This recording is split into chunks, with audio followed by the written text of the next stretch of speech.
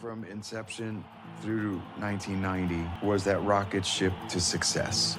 It was everything you'd ever dreamed of and were willing to sacrifice to get to that place that you thought was the it. In the world of rock and roll, where stars often blaze and then collapse under the weight of addictions, affairs, and endless scandals, there is one man who has walked through 4 decades without leaving a single stain on the tabloid covers. No divorce, no rehab, no leaked tapes. Just the same flowing hair that never seemed to change, a high school sweetheart who became his lifelong wife, and ballads that made the entire world sing along.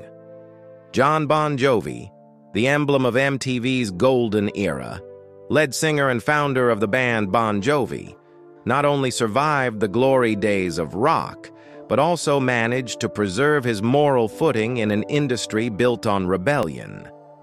Yet, is it really that simple to remain spotless while standing in the mud? Can anyone truly keep their soul intact after thousands of nights on the road and millions of eyes watching every move? He has endured the roar of stadium crowds, the loss of those closest to him, the shock of his own daughter's overdose, and the long, painful years of losing his voice, losing his fire, losing his direction.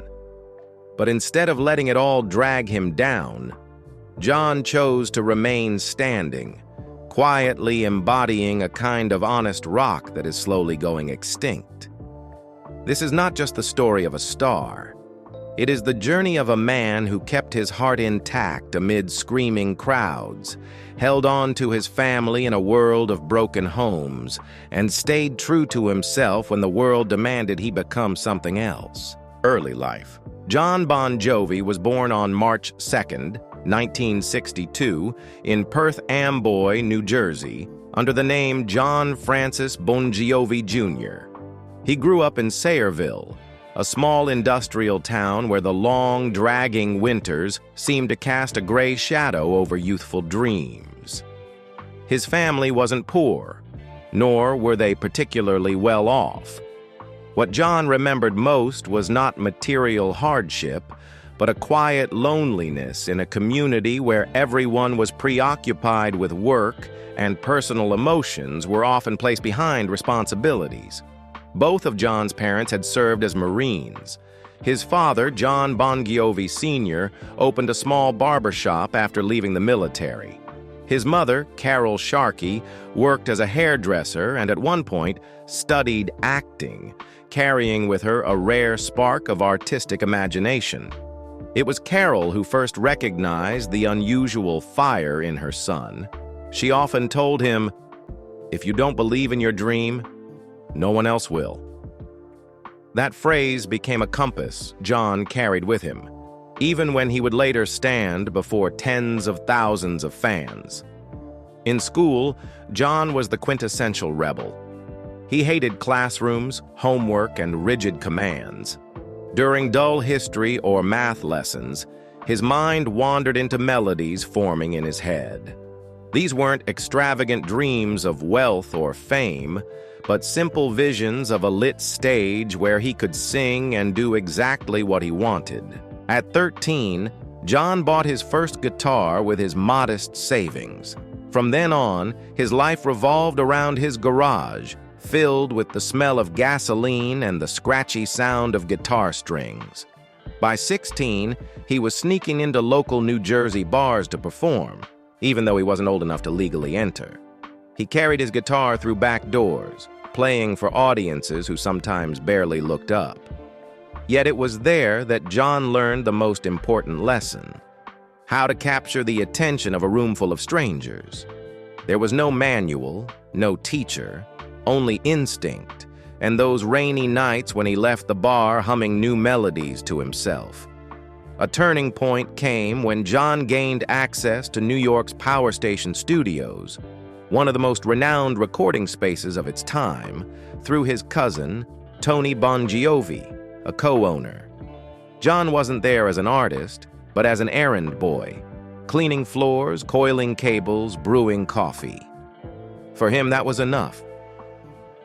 In exchange for silent hours of work, Jon asked for one privilege: to record during the late-night hours when the studio was empty.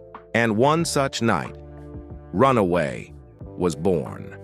It was the first song Jon wrote and recorded with the help of session musicians who had no idea who he was. Just a rough demo. No one expected it to go anywhere. But fate often moves through unlikely cracks.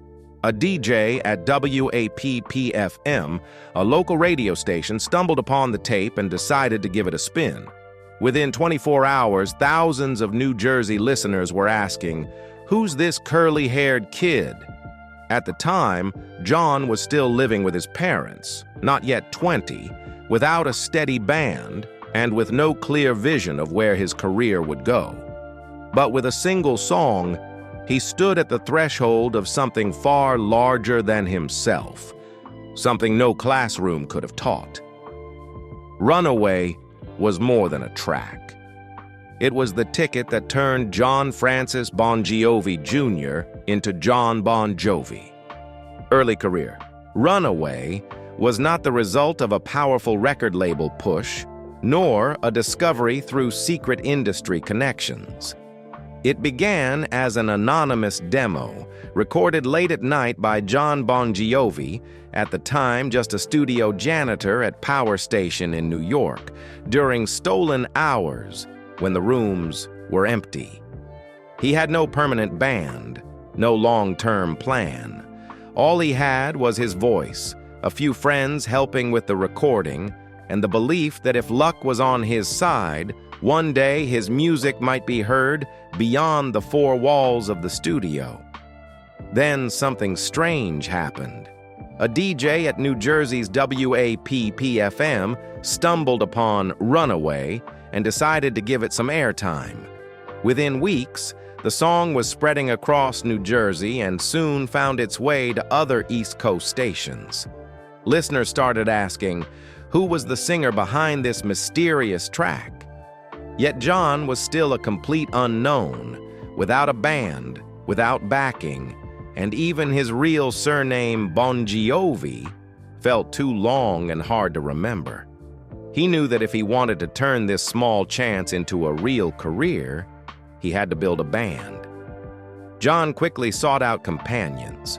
First was David Bryan, his high school friend and keyboard player, who had stood by him in earlier small projects. Next came Tico Torres, a seasoned drummer who had played for Chuck Berry and many Latin artists, bringing the stability they needed. The guitar slot was filled when Richie Sambora arrived. A player not only gifted with technique, but also with songwriting instincts and explosive stage presence, destined to become Jon's indispensable creative partner. Finally, Alec John Such joined as bassist, completing the lineup. From then on, a true band was born. Opportunity knocked again when Mercury Records agreed to sign them. But there was a condition. Jon had to change his stage name. Bon Jovi sounded too Italian, too clumsy, and not marketable worldwide. After some thought, Jon settled on something simple: shorten it to Bon Jovi. It was not just a more memorable brand, but also a vow, staking his very identity on music. In January 1984, Bon Jovi's self-titled debut album was released. Runaway became the lead single, cracked the Billboard Top 40, and propelled the young band onto television, radio, and bigger stages. Yet the rest of the album left little impression, leading critics to dismiss them as a teen band, appealing in looks, but lacking artistic depth. Instead of losing heart, Bon Jovi chose another path: relentless live performances. They opened for Kiss, Scorpions, Judas Priest, leaving their mark with youthful energy and raw ambition, even when many in the crowd didn't remember their name. 2 years later, in 1985, they released their second album, 7,800 Degrees Fahrenheit. Its title was a metaphor for the melting point of rock and roll. The record showed clear progress in song structure with tracks like In and Out of Love and Only Lonely, but it still wasn't strong enough to lift them beyond the image of a band on the rise. Jon Bon Jovi understood one truth. To survive in this brutal industry, they needed a real breakthrough. That persistence laid the foundation for the global explosion that would arrive just a year later. From that point on, Bon Jovi would enter an era where no one dared call them a one-hit wonder again. Career success. In the summer of 1986, just hours after Slippery When Wet was officially released, something strange happened in New Jersey. On suburban streets, car radios seemed to play You Give Love a Bad Name all at once. Within weeks, the song climbed to number 1 on the Billboard Hot 100, and that was only the opening shot. 3 months later, Livin' on a Prayer exploded, becoming the anthem that defined the 1980s. Bon Jovi, once dismissed as a teen-targeted band, had become a global phenomenon. Slippery When Wet, 1986, wasn't just their third album, it was a historic turning point. Jon Bon Jovi and Richie Sambora, alongside songwriter Desmond Child, created a rare formula that balanced hard rock's raw power with pop's accessibility. You Give Love a Bad Name was a defiant roar, while Livin' on a Prayer, telling the story of Tommy and Gina, two working-class dreamers clinging to love and hope, was a rock ballad full of life. Jon had initially considered cutting the track from the album, doubting its strength, but Sambora's legendary talkbox riff saved it, transforming it into an unofficial national anthem for American youth. The album went on to sell over 28 million copies worldwide. With MTV airing their videos around the clock, Bon Jovi stepped beyond America and conquered the world. The success wasn't accidental. The band had rehearsed endlessly, played hundreds of shows, opened for bigger names, and turned every skeptical glance into fuel. By the time stadium lights began calling their name, Bon Jovi was seasoned enough not to collapse under their own stardom.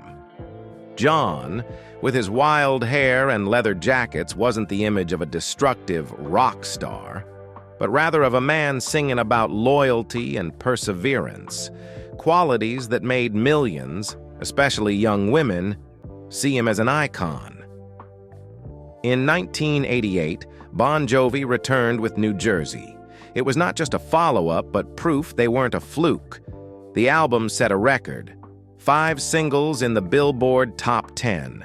Bad Medicine, Born to Be My Baby, I'll Be There For You, Lay Your Hands on Me, and Living in Sin. The New Jersey tour lasted 16 months, spanning 26 countries and over 200 shows, including a historic performance in the Soviet Union in 1989, where they became one of the first Western rock bands to play before hundreds of thousands at the Moscow Music Peace Festival. But behind the lights, exhaustion crept in. After the New Jersey tour, Jon Bon Jovi fell into depression, drained both physically and mentally. He described it as a broken bone no one could see, and even considered breaking up the band. Standing at a window, staring at a highway below, he wrote, "Blaze of Glory," his first solo single and a confession that he needed an escape. Released in 1990 as the soundtrack for Young Guns 2, the song earned Jon a Golden Globe and an Oscar nomination. It expanded his artistic range and proved that Bon Jovi was not a disposable band, but an entity capable of adapting. As the 1990s dawned and many hair metal bands collapsed under the weight of grunge, Bon Jovi chose rebirth. With Keep the Faith, 1992, they shed the big hair and flashy leather, embracing a more mature sound. The title track affirmed that faith was what held them together amid chaos, while Bed of Roses revealed Jon's willingness to show vulnerability. The accompanying tour reinforced their image as a resilient band, not buried by trends. These days, 1995, pushed them further into darker, more mature themes. Songs like This Ain't a Love Song and Something for the Pain reflected a generation's uncertainty as the century closed. Though less commercially successful in the US, the album resonated strongly in Europe and Japan, cementing their global reach. By the late 1990s, when many of their peers had broken up or faded, Bon Jovi endured. But they knew survival meant change. Grunge and alternative had passed. Pop and hip-hop ruled MTV. An arena rock band from the 80s had two options: be left behind or speak the language of a new generation. Jon Bon Jovi chose the latter. In 2000, they released Crush after nearly 5 years away. Its centerpiece, It's My Life, became a declaration for the new millennium, revisiting Tommy and Gina to prove both they and the band were still alive and fighting. With Sambora's sharp riffs and iconic talkbox, the track became a youth anthem of the 2000s, dominating MTV and connecting Bon Jovi to a generation that hadn't grown up with Slippery When Wet. When America endured the tragedy of 9/11, Bon Jovi responded with Bounce, 2002. This wasn't escapist entertainment, but a product of a wounded nation seeking healing. Having seen the Twin Towers smoke firsthand, Jon turned his emotions into songs like Every Day, an anthem of resilience and misunderstood, a reflection of fragile relationships in fragile times. The album served as a reminder that music could hold people up when reality felt unbearable. 3 years later, Have a Nice Day, 2005, showed a sharper Bon Jovi ready to confront criticism. The title track, upbeat yet defiant, was Jon's direct response to industry pressure and America's political climate. It proved Bon Jovi could not only survive, but fight back, through music, not scandal. The album reclaimed global chart dominance, reaffirming them as one of the few arena rock bands still thriving. In 2007, they took a bold turn with Lost Highway. Instead of repeating old formulas, they went to Nashville, blending rock with contemporary country.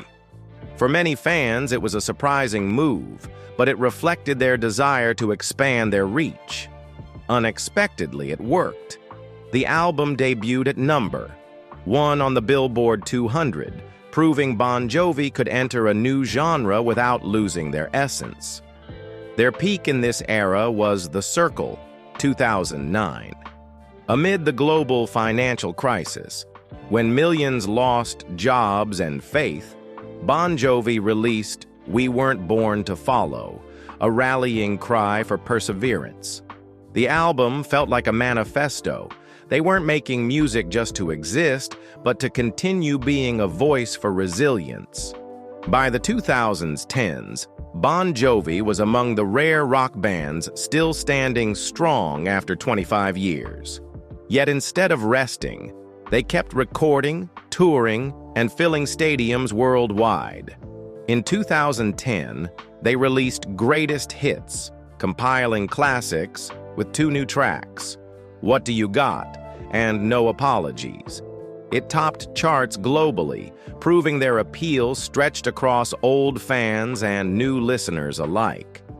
That same year, their Circle and Greatest Hits tours made them the highest-grossing live act in the world, surpassing U2 and AC/DC, a remarkable feat that highlighted the enduring power of the Bon Jovi brand. In 2013, What About Now delivered messages of hope and renewal as America grappled with economic struggle. Songs like Because We Can and the title track carried uplifting energy, though critics found them too safe. Still, the album topped the Billboard 200, and its global tour grossed over $260 million. Yet turmoil followed when Richie Sambora abruptly left mid-tour for family reasons. His absence shook fans, marking the loss of one of the band's core creative forces. Jon Bon Jovi pressed on. In 2015, they released Burning Bridges, a goodbye letter to Mercury Records after 3 decades. Though modest and underpromoted, it bore their hallmark resilience. A year later came This House Is Not For Sale, 2016, an attempt to redefine themselves in a new era. The title track with lyrics, "This house is not for sale, I set each stone and I hammered each nail," was Jon's personal declaration. Despite change and loss, the band would endure. The album topped the Billboard charts, proving their vitality even without Sambora. The 2020s brought unprecedented challenges, the COVID-19 pandemic. While the world shut down, Bon Jovi responded with music. Their album, 2020, reflected the times more directly than ever. American Reckoning addressed George Floyd's death. Do What You Can captured the spirit of solidarity during the pandemic.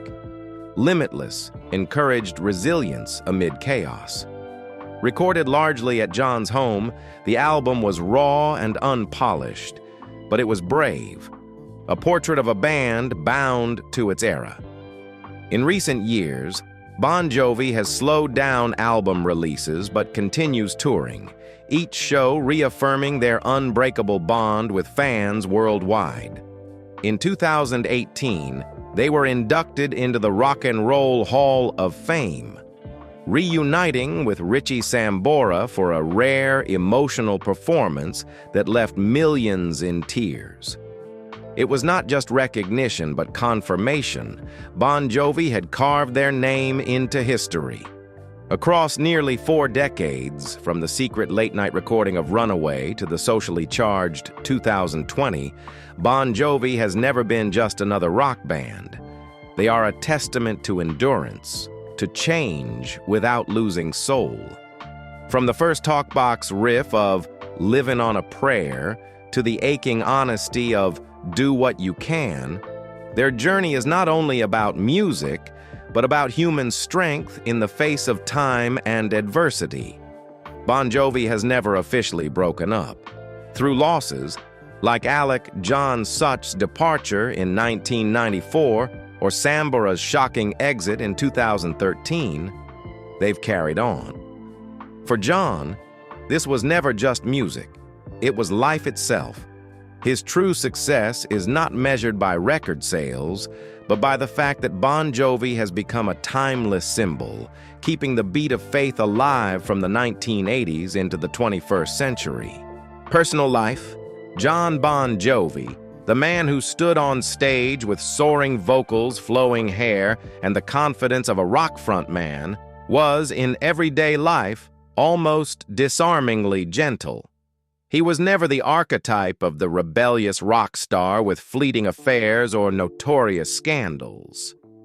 Instead, the man behind the spotlight was nearly the opposite of what the public imagined: a faithful husband, a devoted father, yet also a soul shaken more than once by private storms. He met Dorothea Hurley back in high school, in Sayreville, New Jersey. They weren't a fairy tale couple destined from the start. At first, they were just classmates, sitting next to each other in history class, sharing the everyday chatter of teenage life. But it was precisely that simplicity that made their bond strong. When Bon Jovi began venturing into music, Dorothea stayed by his side, not for the fame, but for Jon himself. In 1989, at the height of the band's success with the New Jersey tour, they secretly married in Las Vegas. No wedding gown, no cameras, no fanfare. Just a commitment to keep their marriage safe from the chaos of media and showbiz. Together they had 4 children: Stephanie, Jesse, Jacob, and Romeo. While many of Jon's peers appeared in tabloids with affairs, costly divorces, or endless partying, the Bon Jovists chose a different path. Quiet, family-focused, and appearing in public only when truly necessary. Dorothea kept the household steady, while Jon, despite hundreds of shows and tours across continents, always tried to return home as just a regular dad. He once said, "I'm too busy loving my wife to do anything else." A short sentence, but one that became his creed across more than 3 decades of marriage. Yet even a solid home can't avoid storms. In 2012, the public was stunned when eldest daughter Stephanie was found unconscious from a heroin overdose in her college dorm. She survived, but the shock cut deep into Jon's heart. For years, he had taken pride in keeping his children away from the darker sides of show business, the temptations that had swallowed so many musicians. And yet, in a single night, that belief shattered. He held no press conferences, offered no excuses, placed no blame. He only admitted quietly, "We got through it, like every other parent does." But everyone understood. Behind that silence was the first time Jon truly felt powerless, the first time music and determination could not shield what he cherished most. At nearly the same time, the band faced its own fracture. In 2013, Richie Sambora, the friend, co-founder, and Jon's closest partner on guitar, abruptly left the tour. Officially, it was for family reasons, but beneath lay long-standing tensions, songwriting rights, profit-sharing, and the heavy shadow of the name Bon Jovi, built largely around a single figure. For Jon, Richie's departure was like losing a part of himself. He once described it. It was like losing an arm. The band didn't break up, but it was never whole again. 2 consecutive blows, one from family, one from his bandmate, left Jon more subdued. Even his voice changed. The free, soaring tones of his youth gave way to a lower, wearier register. In 2016, the album This House Is Not For Sale was released. It wasn't a victory cry, but an attempt to hold on to himself after the fractures. Its title was a declaration. The house, literal and metaphorical, still stood, despite the cracks. Through it all, Dorothea remained his constant anchor. They weren't only husband and wife, but teammates beyond music. Together, they ran the JBJ Soul Foundation and opened the Soul Kitchen community restaurants under a pay-what-you-can model, where anyone, rich or poor, could sit down to a meal without fear of judgment. When asked why he chose this path, Jon simply smiled. "Because I love a woman who believes kindness also needs good management." Their marriage, their family, has never been a fairy tale. It has had long nights of worry, distance from endless tours, and old rumors of betrayal that were never confirmed. It has had tears shed when their daughter fell into darkness. But through it all, Jon and Dorothea have stood side by side. And it is precisely that love, quiet, steadfast, that has formed the foundation for Jon Bon Jovi to keep standing on stage, even with a deeper, rougher voice, but truer than ever. Legacy and influence. When people think of the 1980s, they remember big hair, leather jackets, screaming guitars, and blinding stage lights. But among the countless bands that came and went, among the artists who flared and faded, Bon Jovi remains one of the very few still standing. Not because they ran faster than anyone else, but because they chose not to burn themselves out to shine. With over 130 million albums sold worldwide, Bon Jovi stands as one of the most successful rock bands of all time. Yet, the numbers alone don't tell the story. They were never just a hot trend. They were a steady flame, burning across generations. From the peak of MTV to the digital era, songs like Livin' on a Prayer, It's My Life, Always, Bed of Roses, continue to be sung in stadiums, at weddings, and in moments when people need just a spark of hope to rise again. Jon Bon Jovi is not merely a singer. He is a cultural symbol, a man who brought rock closer to the mainstream without stripping it of its soul. While many bands chose rebellion, Jon chose storytelling. Where others screamed against society, he wrote about love, resilience, and the courage to keep living even when everything seems to collapse. His impact reached far beyond music. In 2018, Bon Jovi was inducted into the Rock and Roll Hall of Fame, not just for their artistic achievements, but for the remarkable perseverance of a band that endured and thrived without collapsing into scandal or hatred. Contemporary artists such as Daughtry, Kid Rock, Taylor Swift, Avril Lavigne, and even Ed Sheeran have pointed to Jon Bon Jovi as a model, someone who dared to evolve without betraying himself. Outside of music, Jon left an indelible mark through his community work. The JBJ Soul Foundation is more than charity. It is a redefinition of compassion turned into action, building homes for the homeless, running pay-what-you-can restaurants, supporting veterans, and providing relief in times of disaster. As Jon once said, "If in the end, what people remember me for isn't a song, but a roof someone sleeps under, then I'm fine with that." Jon Bon Jovi's legacy doesn't lie in noise, but in quiet endurance. An artist who never gave up, a man who never forgot who he was, and a heart that never stopped speaking in the face of the world's pain. Present life. No more weekly stadium lights. No more months-long tours across 3 continents. In his 60s, Jon Bon Jovi no longer walks as a man who must lead, but as someone learning to slow down, without ever stopping. Instead of chasing chart battles, he now spends time on things he never had in his youth, sitting down for breakfast with his wife, walking the dog, calling his mother every week, and listening to himself. There's been no announcement of retirement, but he knows his voice isn't what it once was. After post-COVID complications, his vocal cords were damaged, making those soaring high notes, once his signature, harder to reach than ever. "Sometimes I sing a line and I don't even recognize it as my own voice," he admitted in a 2024 interview. His expression not sad, just calm. But rather than resist aging, he chose to adapt. In 2023, Jon released Forever, not a grand spectacle, not packed with hits, but an honest record.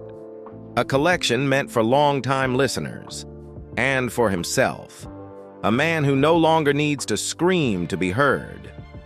Beyond music, he continues running JBJ Soul Kitchen, where those in need can eat without reaching for their wallets. "At this age, I don't need anything more for myself," he said. "What I need is for what I do to start meaning something for others."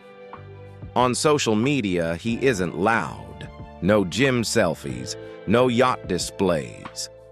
Each appearance still shows the same thick silver hair, the quiet gaze, and a weary smile. Not from fatigue, but from understanding. He has gone far enough to know what truly lasts. And strangely, while a whole generation of rock singers is fading through age, illness, or the toll of their own lifestyles, Jon Bon Jovi remains. Not as glorious as before, but not extinguished either. Just slower. Just enough to hear his own life fall into silence. He may no longer sing Livin' on a Prayer with the same voice as before, but millions still hear that song and remember a man who never gave up. Not on his audience, not on his family, not on his ideals, and most of all, not on himself. In a music world once blazing and now quieting, where countless bands broke apart and stars fell, Jon Bon Jovi still remains. Not because he was greater than others, but because he knew how to slow down when everything else was running too fast. He doesn't chase legend. He doesn't force himself into being a role model. He simply chose to stay true to his first promise, that music should help people rise, not break them down. For more than 40 years, he has kept his band from fracturing, kept his marriage safe from the noise of scandal, kept his voice alive through damage, and kept his heart warm enough to still want to write, to sing, to help a stranger sit down to a decent meal in a restaurant where no payment is required. Not every star burns bright to survive. Some choose to burn steady, to burn long, and to warm a generation. Jon Bon Jovi is that kind of man, not great in the loud way, but irreplaceable in the quietest way. And what about you? When you think of Jon Bon Jovi, what comes first to mind? A thunderous hit? An immortal head of hair? Or simply a man who never gave up, even when the world around him was breaking apart? Leave your answer in the comments, because maybe this story isn't finished yet. And if you still believe in kindness, don't forget to hit follow so we can keep telling the unfinished journeys ahead.